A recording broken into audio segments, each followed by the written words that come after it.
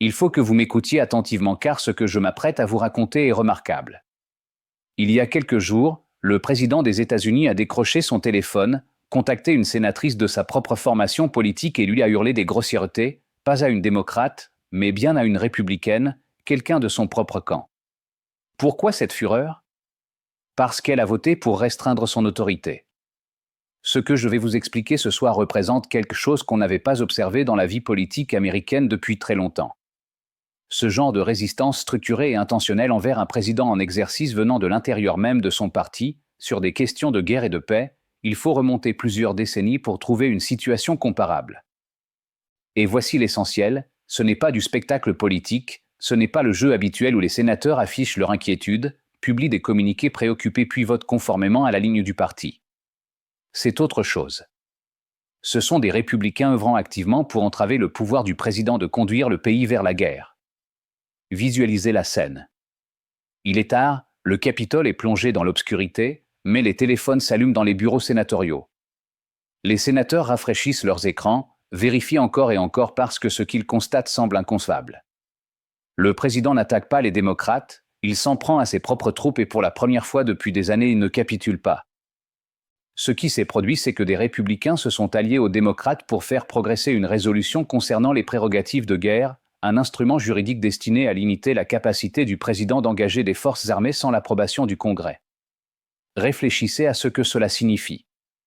Des membres du propre parti du président ont observé son comportement et ont conclu « Nous devons ériger des garde-fous légaux autour de cet homme avant qu'un événement irréversible ne survienne. » Ce n'est pas un différend politique, c'est une intervention.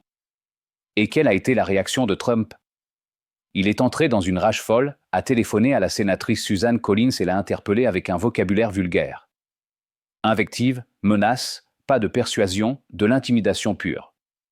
Cet appel téléphonique révèle tout. Lorsqu'un dirigeant répond aux limites constitutionnelles par la colère plutôt que par le dialogue, il vous dévoile sa véritable conception du pouvoir comme quelque chose de personnel, quelque chose qui lui appartient, quelque chose que personne n'a le droit de restreindre.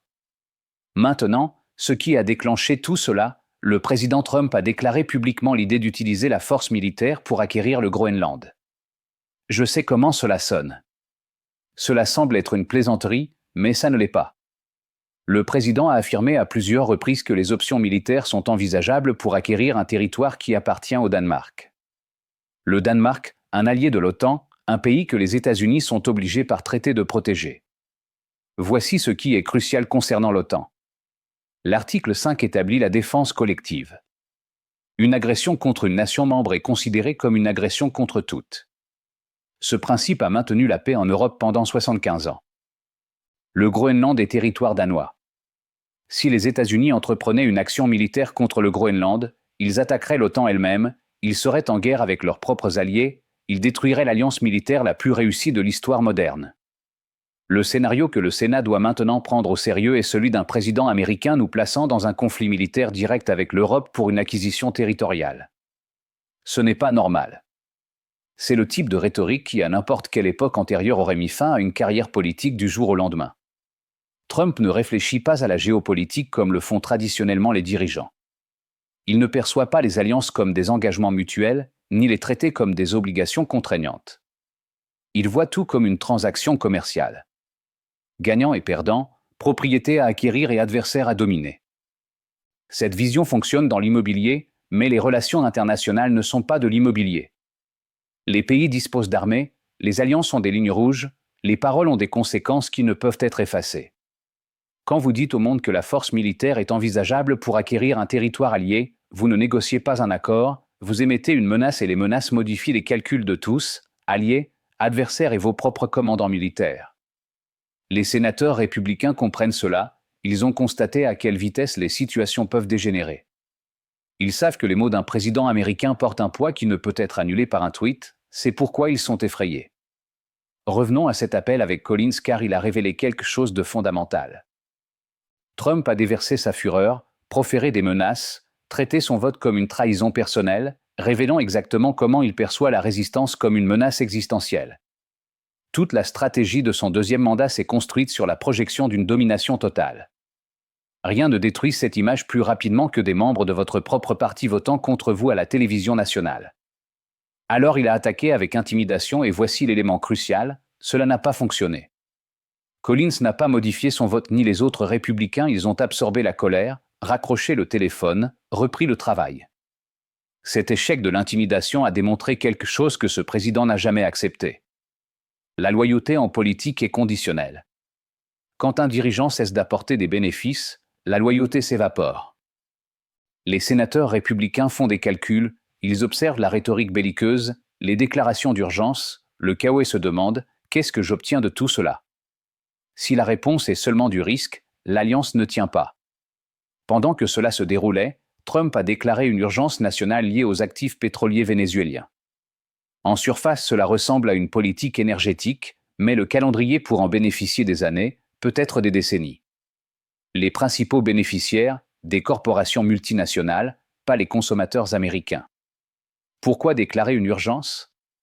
Parce que les urgences concentrent le pouvoir, permettent au président de contourner les procédures normales, la surveillance du Congrès, transfèrent l'autorité de la branche législative vers l'exécutif. Remarquez le schéma. Chaque fois que la surveillance s'intensifie, une nouvelle urgence apparaît. La conversation change de la responsabilité vers la gestion de crise. Ce n'est pas accidentel, c'est de la stratégie. Inonder la zone, changer le sujet, maintenir le gouvernement tellement submergé qu'il n'arrive jamais au travail de surveillance. Voici ce qui préoccupe vraiment les sénateurs républicains. Ce n'est pas seulement Trump, c'est ce qui viendra après. Une fois que les normes constitutionnelles sont brisées, elles ne se réparent pas automatiquement. Les précédents établis aujourd'hui deviennent des outils pour le prochain président. Les raccourcis d'aujourd'hui sont la pratique standard de demain.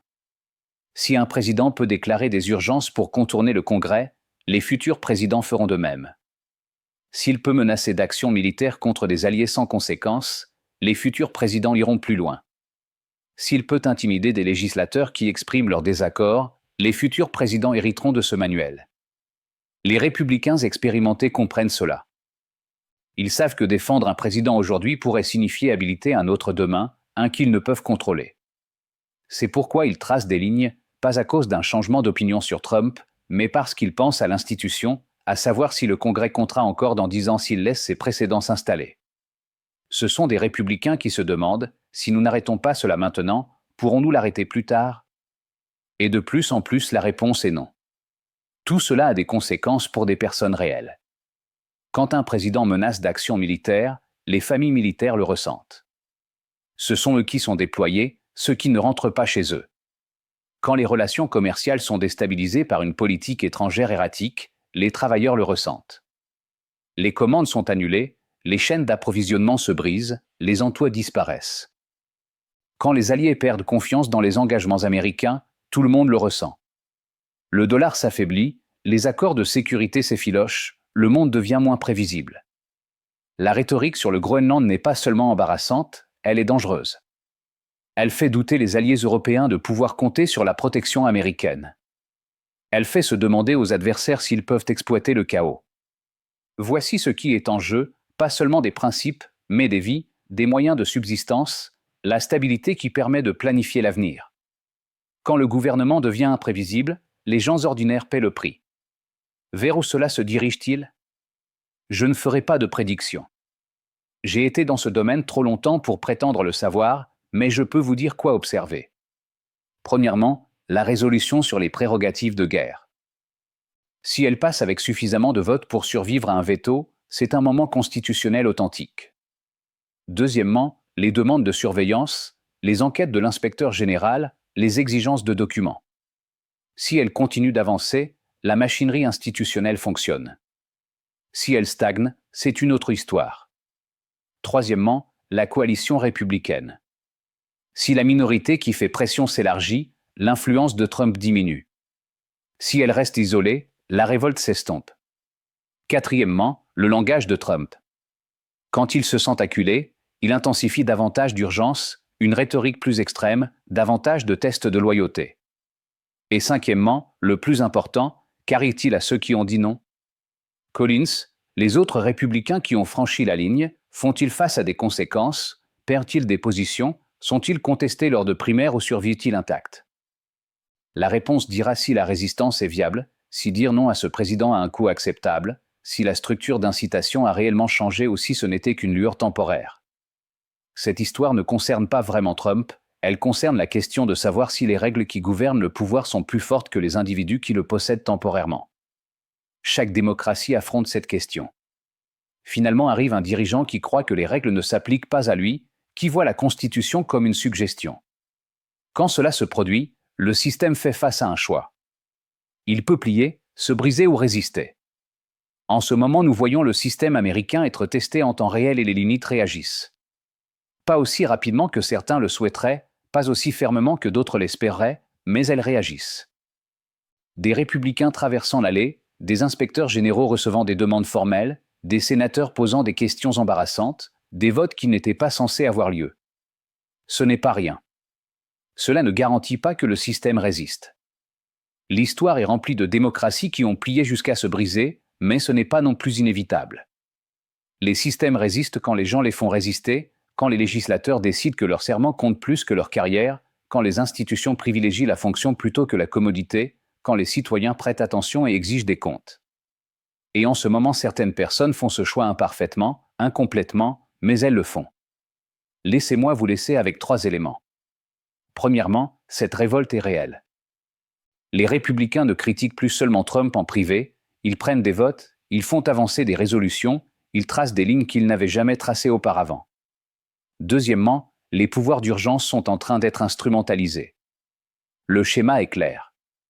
Chaque fois que l'examen minutieux augmente, une nouvelle crise apparaît. Reconnaître cette stratégie est la première étape pour ne pas être manipulé par elle. Troisièmement, les précédents survivent au président. Ce qui se passe dans ce conflit façonnera comment le pouvoir fonctionne bien après le départ de Trump. C'est pourquoi les enjeux s'étendent bien au-delà de n'importe quelle personnalité ou élection individuelle. Ces 3 éléments sont connectés. Ce sont différents angles de la même question. Le système peut-il contraindre un dirigeant qui ne croit pas devoir être contraint? Nous sommes sur le point de le découvrir. La démocratie ne se défend pas toute seule, elle dépend des personnes, des législateurs qui prennent leur serment au sérieux, des institutions qui privilégient la fonction plutôt que la politique, des citoyens qui prêtent attention même quand c'est épuisant. En ce moment, une partie de cela se produit, pas assez, peut-être pas assez rapidement, probablement, mais cela se produit.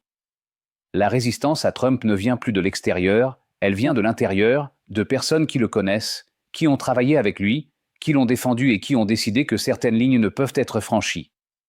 C'est significatif. Cela ne garantit pas une fin heureuse. Mais c'est un rappel que les résultats ne sont pas prédéterminés, que les choix comptent, que les individus au bon moment peuvent changer le cours des événements. Nous sommes dans ce type de moment en ce moment même. Ce qui se passera ensuite dépend de savoir si suffisamment de personnes décident que les règles comptent encore plus que n'importe quel individu, que le pouvoir doit être contraint, pas personnel, que la démocratie vaut la peine, l'inconvénient de réellement la maintenir. Je vais observer et vous devriez aussi. Voilà.